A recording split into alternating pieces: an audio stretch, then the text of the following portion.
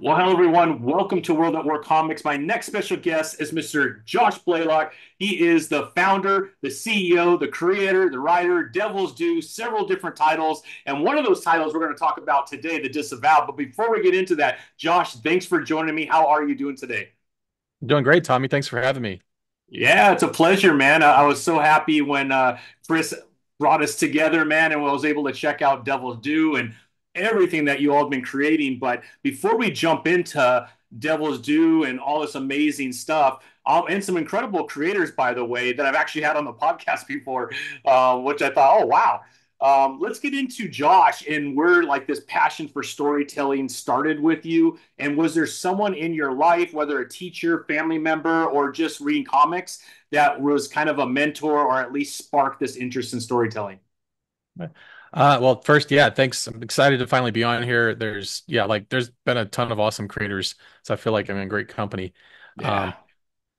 Um, I kind of just came out of the chute like drawing, yeah, just and creating stories. I can't remember ever not doing that. My parents say that, you were doing this when you were like 2 years old, sitting there and drawing and showing us stuff. So, that's just been my life forever. But it was around like age, 12 or 13 when um as a weird kid I really wanted to be an animator when I was like 4.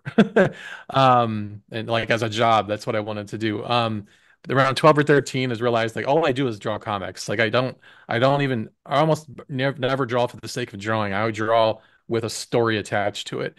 So yeah, then when I was 16, when I was like 14, the image explosion happened, and you know the I'd already been sucked in by like the Michael Keaton Batman movies. And prior to that, my dad always had Conan comics laying around the house. Like he just the one comic he read, he subscribed to it, it came in the mail, all bent up. Um and then there'd be some other comics, and he always like kind of drew. And my mom was very creative, and I so who depending on whoever's house I was at, there was always something creative going on by either parent. But then yeah, I uh well, I mean, and then G.I. Joe was really my entryway into reading a series religiously, where I would look for it at the store, at the grocery store, 7-Eleven, wherever I could get those, because I was watching the cartoons and playing with the toys. And then you know just trying to read all the comics I could get a hold of. And then so that was when I was probably like 9 years old or 8 years old, and then I went into the DC route. But by the time I was, 16, I was meeting like local indie comic publishers and creators in Cincinnati, Ohio, as few as there were. Just asking like, hey, how do you do this? How do you get this distributed? And then really kind of through lack of patience more than anything, I just figured out how to publish myself. So when I graduated high school, I just started self-publishing and distributing the comics through Diamond, and Capital at the time. So like 96, 7, 8, 9, 2000, I was self-publishing books. That's pretty impressive, man. I guess I don't know, some people, man, have that ability just to figure it out, man. It sounds like you were one of them. That's pretty awesome. I could have had someone pump the brakes on me a little bit. I was, Really? I'm sending like, terrible submissions to, DC and Marvel when I'm like 13, 14, but they would write you letters back and, still give you critiques and stuff. So it was pretty cool. I mean, that's freaking awesome, man. So when did Devil's Due like start? Did you create that kind of self-publishing brand at that time, or were you just, creating your own comics at that time and then finding a Actually, printer and doing it all I alone? have this book. I have real quick. I can grab it. That's awesome, man. Yeah, this is kind of funny now, but this was the first thing I ever published, called Minotaur. Oh, these are the different issues. So it was Oh, black and wow. white, um, and it was Labyrinth Studios. Oh, cool, man. So I mean, this is hardcore indie black and white. Dude, the Um, art is dope. You did the art and the writing and so everything? yeah, I work with a small team. I was just, putting everything together, but I work with a team I got Yeah, a guy named Scott Werley, helped me out on some of that's the just awesome. assisting with that, and a guy named Bill Owen helped ink. But it was just me trying to figure out how to get it done and out there. And yeah, so that was that was my first foray. And then I realized people can't pronounce or spell the word labyrinth. Um, and Yeah, don't ask yeah, me this. it was a clunky, kind of a clunky name. I came up with just Devil's Due sounded cool, and Yeah. I was like, this could be a comic book company, it could be my creative freelance studio, it could be a streetwear line, a band, whatever. It doesn't, just sounds cool.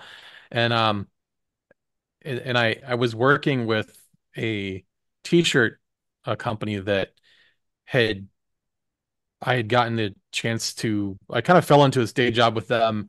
I was the art director, and it was like two owners and the secretary, and like that was it. They did, about $1 million of business a year selling, Grateful Dead licensed stuff and Oh, just shirts with goofy sayings on them and things like that.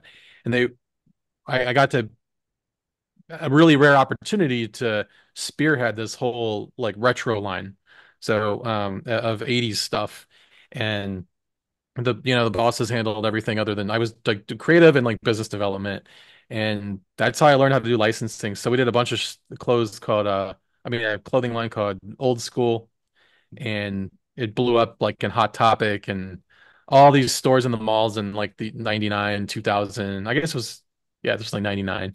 And then it there's a whole long story for that, like I've told in other interviews before, but it taught me enough to like do a pitch for licenses. So I went ahead and pitched like the G.I. Joe license to Hasbro right around the time I had created the Devil's Due like name.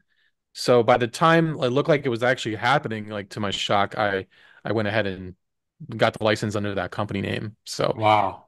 to most people, like that's the name. They never had heard of the name until then, or they never heard of me, even though I'd been, featured on and off in some of the magazines and publishing for several years. That was really what put me on the map with, Yeah. um, yeah. And so that's my origin story.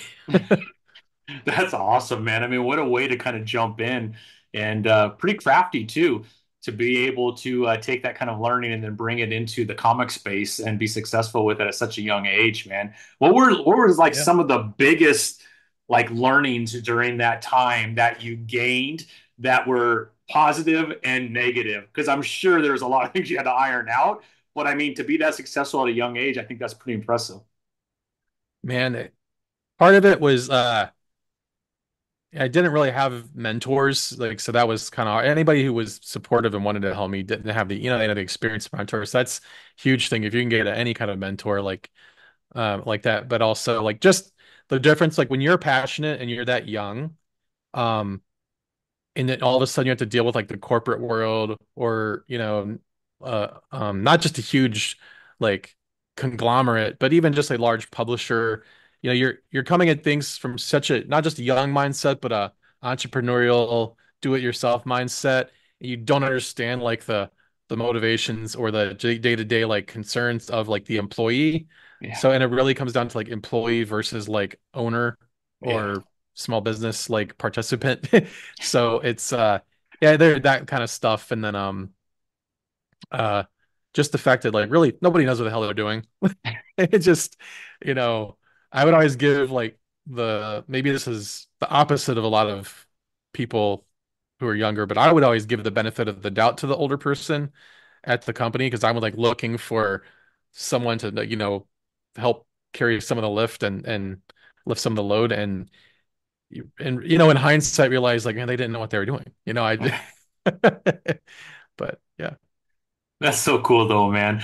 Well, I mean, let's talk about some of the titles that you have been in front of, man. I have your website pulled up here, but once Devil's Due was created, what was the first title that you published that was creator and owned in Devil's Due? And what was that kind of big, like launching title that helped bring in all these other amazing um creators?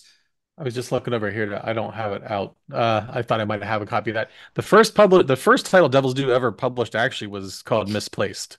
Mm, And it was about this punk rock girl who was this girl trapped in this other like sort of like 1984 meets retro like futurism, controlled by these weird little like demon monsters. Like she escaped and made her way to Earth, and then they come after her, and she crashes in the college town that I lived in at the time. And uh so it's uh yeah, that was the first book I'd ever published, and then we actually carried that over and redid that at Image Comics later when we had a deal with them.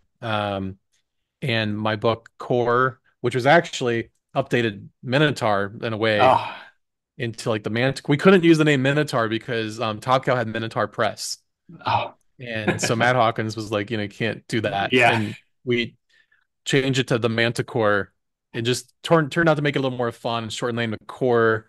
And then the Tim Seeley did all of the art on that. By that time, I brought Tim Seeley in to work for the company full time. He had I had actually contacted him before anyone else about drawing the G.I. Joe pitch, and he said, "I'm not good enough. Here's my friend Steve Kurth," and that's how that artist ended up becoming a part of the project. that's But yeah, by then crazy. Tim came. He's drawn this awesome giant monster dude, and it was like a reboot of the whole thing. And yeah, That's so cool, man. Yeah, I saw on your website Tim Seeley. I'm like, oh, okay, yeah. I've had him on a few times, man. He's actually, I really love a lot of the stuff that him and Tony seem to be doing quite a bit together as well. Tony Fleece, yeah, and they're killing it right now, man. I think Tim's writing like five different things. Local Man has been a lot of fun, yeah. man. No, it's yeah, he's it's one of those things where someone writes their ass off for like a few years, and then everything comes out at once, and then now actually, well, he's it's past that. I think they were into like there was like a year ago. I think it felt like all of a sudden it's like, where'd you get all these books from? Yeah, that's what I asked him. Like, how are you doing all this, man? He goes, to be honest, I've been writing these for a long time. They're just all coming out at the same time. But that is so cool, Josh. So, Josh, can you kind of talk about this new? I don't know if it's a new partnership or just one title that you're taking through Massive, but we got the Disavowed. I was able to get an early look at it, and man, the art by Pop is next level. I was telling you, yeah, yeah, chef's kiss, my friend. I could see your GI Joe behind you. It did give me a lot of warm and fuzzy feelings about GI Joe. Like you, I grew up watching the cartoon. It was one of the first comic books I ever purchased. I had not a ton of figures, but I probably had 30 or 40 figures, and I played with them all the time in my room with friends. And then I had one wealthy friend that had kind of all the cars and the boats and all that kind There's of always stuff. that kid. There's always that kid, man. You hated him, but you loved him at the same time, man. But yeah, it was fun, man. So can you kind of give us your elevator pitch about the Disavowed, and then let's get into why Massive and why that partnership for this particular title. Sure. The Disavowed is the story of a 1980s super secret task force called the United Five that was formed to stop a eccentric terrorist cult named Komodo, uh, which then like instead of bringing these characters, those type of characters into the modern day, they were in the 80s, and it's all in full on out crazy 80s action, and we're gonna have a lot of fun with it. It's super gratuitous, violent, fun, while at the same time exploring the ramifications of their existence into the present day. And we follow it through the eyes of the son of one of the team members, who's sort of now in this world and learning that there's members of the disavowed, or this group that actually are made of members of both teams, former members of both teams that are still together trying to achieve this goal. So it's about what that is, um, and the story continues from there. Um, and it's a love letter to everything, like especially G.I. Joe. Obviously, it's a deconstruction satire homage to that. There's never really been a deconstruction yet of any like 80s archetype story like this. It's it's so common with every other genre in comics, or how many deconstructions of the Justice League and X-Men and stuff are there. But this is kind of the first time we're seeing these archetypes. And I'm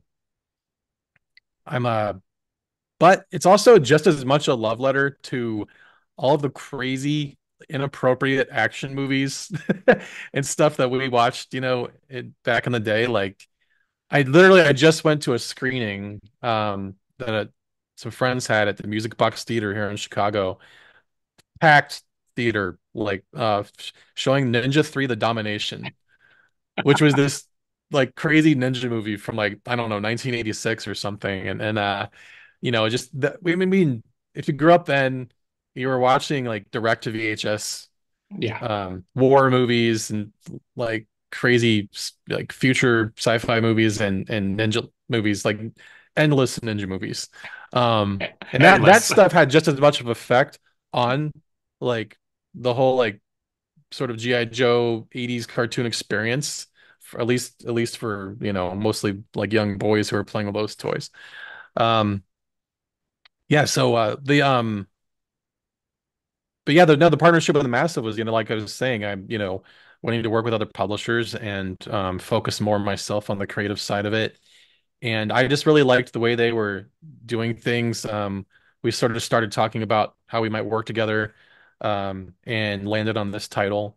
They really got it instantly, and they're a new young company but everything they did sort of was being approached a different way than any other publisher, and they were being really successful with things, so, with those approaches, and that's what I'm sort of in good faith and trusting, like for them to continue with the Disavowed, and they're like seeing like instantly they're getting this and getting the potential of this and have some great ideas on how they would market it. And yeah, looking forward to that, and hopefully, we do more stuff together. But right now, this is too big of a project not to just focus in on it. Yeah, 100%. And I think what Kevin and the rest of the team are doing over there, they're really making a lot of noise from a distribution standpoint. I mean, obviously Kevin has worked with other, larger publishers as well, owned and sold off other publishers. So, like you, he kind of already has the understanding of how distribution works in comics, and he just came out of the gate with Massive, and it seems like every comic book store has at least something massive. So I'm excited, and they're doing, like you said, they're taking titles that I think a lot of other people might not give the opportunity to, which I think is a mistake because we've gotten some amazing stuff like Ninja from Sean Gordon Murphy. We got Simon Furman, the Transformers Hall of Fame writer out of the UK, who's doing Astrobots. Obviously, Kevin has his own title, and now we got the Disavowed, which I'm telling you, anybody who's listening to this and it's so good, man. The art. Let's talk a little bit about Pop because to be honest, I'm not. I probably have read something that Pop has been the artist for and didn't even realize it. But the art throughout this it gives you, at least in that first issue, a lot of that 80s, 90s vibe to it, which is perfect for the story that you're telling in that first issue. But it is spectacular. The fight scenes are crazy, and like you said, it's definitely a more mature reader comic, which I love. Real fight scenes with like real stuff that happens. It's amazing, man. Can you talk a little bit about Pop and how that relationship came together and everything that you've enjoyed working with him? Yeah, we sort of met we met online somehow, just connecting through other I think it might have been Clubhouse, around, when everybody was on Clubhouse for like a minute during the lockdowns. And he had sort of left comics. He was sort of tired of the kind of projects he was getting, and had plenty of other opportunities he was exploring. So um I mentioned that I was working on this to him, and he said, this sounds like the kind of thing that, I could really like flex my art muscles on, and it's more like the kind of new interesting stuff I wanted to do. And um he was all in on it. So Pop's been around working in comics since the late 90s. I think if not earlier. He's really well known back, at least was back then, for a book called Spy Boy, which he might cringe at a little bit because it's such old art of his, but people still have this huge affinity for that title.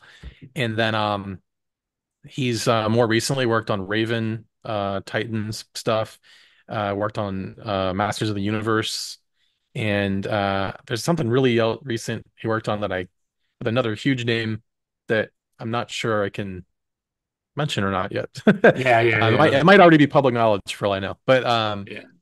yeah, No, man, he's I mean you saw the stuff, those epic like double page spreads that one double page spread Crazy. he did that It's sort of so good, introduces man. it's I it's like the script doesn't even call for like 800 vehicles in the background, and he just does it. There's even the in the next issue, there's one where I wrote and I said, "Oh hey, I said like 20 vehicles, but I don't need that many. Like I just give me like four, spotlighted," and he gives me like 900. So um, You know the artist is loving what they're doing when they bring you big splash pages like that, and they just get into it because man, that's a well, lot of work. if he was here right now, I'd bring this up because it's funny. I was like, what do one rule as a writer, that's always good to follow is when you start working with an artist, ask them like, what do you like to draw? What do you hate to draw? After a while working on the book, hey, are there any of these characters you just really hate drawing? Are any of them you really love drawing? Because if there's flexibility in the script, you can sort of steer it towards them.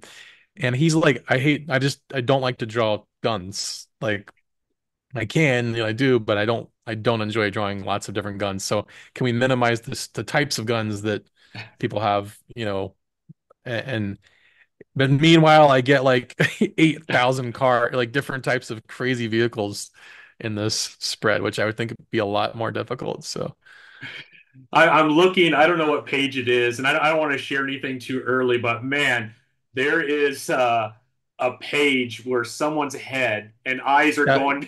yeah, It is so freaking amazing, man. I'm telling you, anybody what when this comes out, man, you're gonna be so blown away by the story and the art. But this one page, I mean, it takes up the yep, whole page. yeah. It's incredible, man. It like Okay. you feel like you're wiping blood off your face just from reading this. Like you've got the aftermath of what took place. We've said too much. We I said just, too much. there's got to be moments in the books. That's why we had discussions about this. I was like, look, people are gonna like get the joke at first, sort of like, okay, I see what they did there, and they're gonna check it out. But there has to be those moments where when even if it's the employee in the store checking it out or whatever, when they read it, they have to turn and be like, did you see this? Like they have to ask someone, did you see this? Or what the hell? And that's what gets us to the next issue and then the next issue. Mission accomplished, my friend. And Mission another accomplished. thing that I didn't mention was we're treating this like it really did exist back in the day. And that's some of the marketing that Massive, I mean, yeah, that Massive's really getting behind too. So we're acting as if, this did have a version of it in the 80s, and then there was a resurgence of it in the 2000s. So consider this your Mandela effect warning that like this has always been a thing. Don't you remember? Duh. And there's letter columns that existed back then, and there's opinions people have now of the revamp. There were PSAs back then. I love it, man. I love it. Now, like a story like this, how long have you been sitting on this story? When did you start to kind of develop this? And that way we kind of know how long this has been in development. Is this something fairly new, or you've been thinking about wanting to do this for a while? Um, I It's been a while. I think just different things helped formulate it. Like it really I had spent time thinking about, like if I have very specific ideas, but like just to go to the G.I. Joe thing for a minute, it's like how I would relaunch like if the Devils Do G.I. Joe line was back, like and again, that's something people don't realize. We did like I don't know, it was like 4,000 pages worth of comics or something like that. It's as much as Marvel did pretty much. Um if That's got to be its own specific take for it to work. And then but along the way, it's like before Skybound came along relaunching it, I was thinking like, how would you bring back this brand? And as time goes on, if it's not successfully relaunched, there's too much time. Like you end up sort of getting what I call like the Buck Rogers syndrome of, it looks like a cool old thing. It's just too detached from your modern reality for you to really, for the younger generation to really be able to get into it. And even they acknowledged that back in the 80s because the 60s and 70s Joe was a little too far removed from what they wanted to do, even though a lot of those decisions were made off of like plastic costs. and like shrinking things down. They made a different thing, introduced this team, and thought, and you could carry over a lot of 80s properties like that that might have the fan base, where you could bring them back, but they just took too long, Yeah. to really bring that back. So if but meanwhile, 80s nostalgia itself continues to just be this endless thing that like won't die. And it's Yeah. just the popularity of it. You've got stuff like Stranger Things, which people just seem to love the aesthetic of it. And I don't know, maybe it's because it's like the most modern we'll ever get without having the internet. That's sort of fascinating about it. But I thought, you know what? Just own that and just go back into it. Don't try to pull these characters into the modern era. Like, no, they were like live with them back then and just amp that up. It like anything problematic about it or that just doesn't work anymore, just fucking go all the way. Um, Exactly. I and then love the it. fact that it's a mature reader's title too. So I mean, these guys are, doing various substances to get the energy boost to go into battle and venting and blowing off steam however they need to. So and then in the modern day, you've got the newer version of whatever exists from this team or whatever organizations and restructurings happen in the government to where this still has remnants of it today. And things are way more clamped down and a little more controlled and not as Wild West as they used to be. And just play with that too. So like when we go into the 80s, there's everyone's got laser guns. Like there's dudes with AK-47s shooting lasers for some reason and people getting eviscerated. And then today you'll see the modern team doesn't really have that. Like why? They got all this high tech shit, but they're not, they're shooting bullets and, Yeah. armor piercing rounds. And that's part of the story. But what really sealed it was that sort of like when I kind of came up with that realization, like, no, just keep that separate and live with it there. But then kind of organically realizing the parallels that play into that. We can play into kind of talk about how these things won't die and then put that into themes like people that won't let go of power, like through all facets of our society right now. The older generation not ceding over, handing over the torch to the younger generation. The nostalgia and these, collecting and pop culture like reboots that won't die, like that sort of thematic of the whole thing. So there's a lot Yeah. of fun to have there. That's what sealed it for me. Yeah, yeah. I don't know. I was born in the 70s, was really an 80s kid. And when I look at, some of the IPs that have been created, I get very nostalgic too. I think the 80s probably created some of the best toys, cartoons, everything. Not that there hasn't been good stuff since then. Obviously there has, but maybe it's my age, maybe because of that nostalgia, being able to actually play with them as a kid and with friends. But I feel like everything is more of a reboot. But if you grew up during that time, it was all brand new for a lot of us. And I don't know if you feel the same way, and maybe that's why we keep going back to that time frame because of the appreciation we had for those creations. Or do you think that, like you said, you got to start passing things off to the next generation, and maybe that's stymieing a lot of creativity because of it? Yeah, or they're working on their own thing. Yeah, And they're 8 years into their own thing, yeah, and with all this lore and stuff, and it's like, um, you superheroes have managed to successfully do this, like to continue the characters. Well, and now they're struggling with it because of, there's so many manga options and other stuff, and video games and Fortnite and everything else. But um, one realization I think I've had that in the last year though is I think some of the concern of like, oh, how are we going to transition, this style of this genre of the comic book medium over to keeping up with the kids or whatever, or making sure it appeals to everybody, um, is I don't think, you want to make it accessible to everybody, but I don't think Gen X is going to stop buying shit.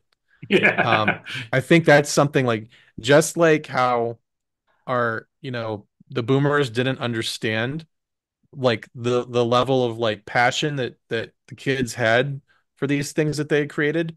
Um, they didn't understand how freaked out everyone would be when Optimus Prime was killed, or and that they didn't understand I like cried. I cried, Josh. I cried, man. yeah, they didn't understand like when these toys came out and when we were first relaunching these when G.I. Joe first came out in 2001. But before that, when I was working with this t-shirt company in like 99, nobody wanted to buy any of it. Like it was like the decision makers, the retailers and the clothing store boutiques. They had to like test it out and realize, holy shit, this is like a huge thing. Um, and that was just that 80s like combination of the quality of the stories and the creativity and the breadth and diversity of all of the toys and the fantasy behind it and the marketing, the relentless marketing and the cartoons and the merchandise. None of that had always ever existed before that in this like orchestrated symphony of brainwashing, you know? um, so that was a new thing, and then ever after that people got it. Like so by the 90s with Pokemon and Power Rangers and everything else and Ninja Turtles being in between, they were even bigger. Um I think what's happening now, this will be fun to play back in like 15 years. Um I think the new surprise is going to be like we don't age out.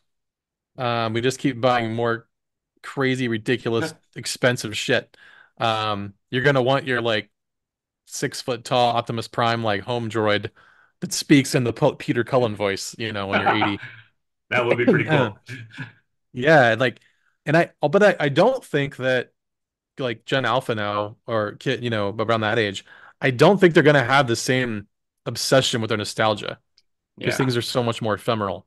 They might have like they might be into like the platforms or the, you know, like an aesthetic, of social media at the time or something like that. But I think, yeah, I think we're just gonna keep buying stuff. So, and we're gonna, if you're buying it when you're 43, because if you're buying it when you're 28 and you're still buying it when you're 43, you're gonna probably not stop buying it when you're 62 years old. Um, but that said, I want this to feel like I want it to be written in a way where if you get all the gags and Easter eggs, they're in there.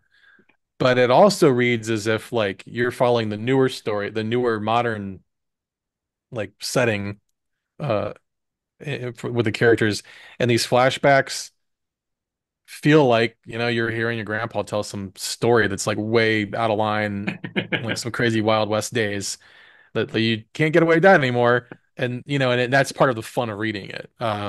So that's my gamble on being able to appeal to diverse audience there. Yeah, yeah. No, I think mission accomplished, my friend. I think you nailed all of those things. It's pretty awesome. It's a lot of fun. I'm telling you, once this comes out, when should people start looking for this or going to their comic shops and talking about adding this to their Um, box, I'm waiting their pull on list? Massive to like lock down the actual release date for that. We are Okay. going to have a Kickstarter campaign launching soon. Okay. Uh, that they're going to be sharing a link to the preview page, the pre-launch page for the Kickstarter, and then there'll be all the information also about the the in-store dates coming from them. Um, there's a backer kit pre-launch page that's actually live now that people can follow, and that'll also update them. We're going to be moving it over to Kickstarter though. And there's Nice. also there's a Facebook group, the Disavowed official comic book fan group. You can follow along on that. And yeah, we'll be hopefully bombarding you to where you like can't not see this. Yeah, yeah. No, I think Massive does a good job of the bombardment. I get a lot of really good emails of all the cool stuff coming out. So I cannot wait as this starts to build and the excitement with everybody finding out about it. I'll definitely put all the links below to the Facebook group, to the backer kit, which we know is going to move over to Kickstarter, and any other information that people could start to kind of listen to with Massive as to when they could get this in their hands because it's a lot of fun, man. Now, what is your plan around this, Josh? The way Massive normally does things is they do like a 5, 6 issue arc, and then they wait a year and they come out with the second arc. Or is this going to be something that you're looking at maybe doing ongoing? Do you have a plan around that yet, or we'll just start with this issue and we'll get more news a little bit later? I mean, we're deep into a miniseries right now. Okay. And then I mean, I hope I mean, I've got we've got years worth of stories and ideas for this now because we don't just have the main storyline. We've got, you know, ideas that could also be like the older version of it that's in a completely different continuity. There's already so many different there's a lot of backstory to Komodo. Like think of Komodo like, you know, Hydra, I mean Cobra or Hydra meets, like Scientology or something. There's an esoteric Yeah, elements to it, for and sure. and then there's there's ideas for like the cult itself, and so I'm sort of like going on a tangent. No, Yeah. you're good, Josh. You're good, man. Yeah. No, I love it because when I was going through the first issue, they are called a cult, but they're also called a terrorist group. And so that makes a lot of sense how you kind of blended those two together, Cobra Commander or Scientology, and you brought those two together. That is, I'm not sure they'll like that, but that was a really good, I think, definition So the leader, of the Komodo. fun little backstory on Komodo is so Komodo is this super villain like terrorist group now that started as a sort of a new agey like self-help motivational group with esoteric leanings and versus like failed Midwestern like entrepreneur who was disenfranchised and starts a domestic terrorist group. This is like sort of like Sedona, Arizona, like California, like crystals and like, little hippie stuff. And then this guy Lord Anon, who's the leader, suddenly goes from that to one day just starts to say like I can channel messages from aliens and I'm getting special information downloaded to me and but then he starts doing some stuff that no one can really explain and then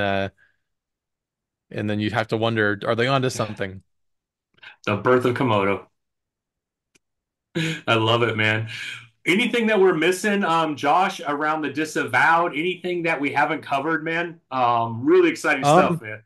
just shilling the Comic-Con preview Ashcan. You can get that on the Massive Web Store right now. They have a Really? special version that we made. I'm also going to be showing off probably some other glimpses of this at the Codename Iowa G.I. Joe convention in Des Moines, Iowa next month. Oh, wow. Uh, there's but yeah, that the Comic-Con preview that you can still get some of on their site. Actually, I think they still have some of the metal variants left and the holofoils and stuff. They just really cool metal variant. If you can see this, this was the Oh, United yeah. 5 logo with the blood That's splatter. that's, that's Um, dope. there's they did this crazy raised like blood like splatter on it, and then the printing job on it was just fantastic. So Yeah. um, That's very cool. We'll make sure we put the link down there so people could jump on that before they're all gone. That's cool. And then, so where you're in the Chicago area, like the suburbs of yeah, Chicago? I'm in. So they have a GI Joe convention because we have one in Temecula where I live in Southern California. Every year it's in Temecula, and Oh, cool. Yeah. it's pretty cool, man. I mean, you get some of the old. I don't know if they've had Larry Hama, but they've had a lot of different artists there. And then every year they create a brand new GI Joe that you can only get there. So a lot of people go there to collect that GI Joe to add to their collection. Little 6-inch figures. So it's pretty cool. Um, Yeah, this one is it's in Des Moines, Iowa. So it's about 6 hours from here. It's put on by Brian Sauer, who's actually he's contributing to the comic book a little as well. Okay. Eh, and he's kind of helped me with some of like the connecting me with some of the fan community and there's so much interesting, amazing stuff going on in the indie toy scene. Um, there's but yeah, they're having their biggest guest list ever this year. And I think they're gonna have their biggest attendance. And so it's I mean it's like it's like 1,000 people or something like that, but Yeah. everybody is there for like one thing. Yeah, exactly. Yeah, And yeah. uh and um then there's Joe Fest, which I'll probably be back to later on. Out in it's in Augusta, Georgia, which now that's getting close to 10,000 people. And it's Wow. becoming more and more of like an indie toy scene for Okay. like action, like just military action figures and sci-fi action figures and stuff, and just the cream of the crop of all the indie toy manufacturers. That's cool, man. That's cool. Is the idea one at one point to have some figures of some of these characters in Disavowed? Oh hell yeah. Oh, you know it. Yeah, Yeah. yeah. We've already had That's some offers, which is pretty cool. So that's we're awesome. um we're figuring that out. And it's like, Yeah, man, it's so hard not to get ahead of yourself. It's like we've got to yeah, get the story out, but that's part of the fun though of also saying that this just putting it out there, like, hey, this always existed. yeah, Is you can still take your time telling the story, but if there's a bunch of characters in the background, it sort of is like a free pass to encourage people to do customs and play around with, some character in the background that they like, and then they can make up a little story about how they used to have it, um, and just lean into it if they want. yeah. That's so cool, man. Well, I can't wait to get my hands on this, man. Congratulations, Josh. Looks like you got another banger coming out, man, which is so cool. And Thanks, I think man. partnering with Massive is awesome as well. There's such a great group of folks, and I think it's going to be Maybe we'll be great. able to enlist Popeye on the team as our Sergeant Slaughter. Yeah, that would be dope, man. The art, I mean, what's his name on art on Popeye is just, he's kind of got that a little bit of an anime feel. I had the Isn't issue, I that think, here sick? somewhere. Oh, it's so sick. I bought it just Just because of the art. And then I read it. I'm like, man, this is really good. I don't know if I have it in front of me, but anyways, I'll have to find it. But yeah, I just got issue two, and I'm like, dude, the art is just insane. yeah, Insane. that guy's a find. Dude, he is incredible, man. We've been going back and forth. Hopefully, he comes on the podcast because he's been just a lot of fun, man. But congratulations to you, to all your success over the years, man. I think every creator's dream is to be able to actually put forth something that hits distribution, it hits mainstream, and here you are, Josh, with another banger, man. And I cannot wait because my comic store does carry quite a bit of massive titles just because they've been so popular. So I know this will be in my comic shop. And I live in a little town, so I'm really fortunate to have a comic shop, and I cannot wait to get my hands on this, man. This is awesome. Thank you, man. Looking forward to it. Yeah. Hey, Josh, thank you so much for hanging out with me. I'll have all the links right below. Make sure that you are following. Josh, how do they follow you? We know we have the Disavowed Facebook group, but as far as all the other socials, should they follow you, or do you have a Disavowed group or a title for all of the different social media sites? You know what? I need to get like the link tree set. Yeah, You no can follow me worries. on Twitter at Josh Blaylock and on TikTok and Instagram at Blaylock Comics. Nice, nice. So that's a good start. And then as soon as you get those other links up with Linktree, man, we'll go ahead and blast that out as well. But congratulations, Josh. Super happy for you, man. This is awesome. Also, I would love to have you back, man, as more information comes out, and issue one is out and people have read it. I would love to go through it with you so we could talk more in detail Oh yeah, because there's so much cool stuff that happens in this issue that obviously we don't want to give away. But man, wait till you see the art, the fight scenes, the storyline. It's very relatable if you're my age, but two, it's just a lot of fun, man. I think a lot of people are going to enjoy this. yeah, man. I'd love to do a review after it comes out with some Let, commentary. let's do it. Let's do it, Josh, man. That'd be awesome, man. Well, I Cool, appreciate you, man. man. Thank you so much for hanging out with me today. And man, until next time, man, I hope you have a great rest of your week. Thanks, Tommy. Take care. Take care, my friend.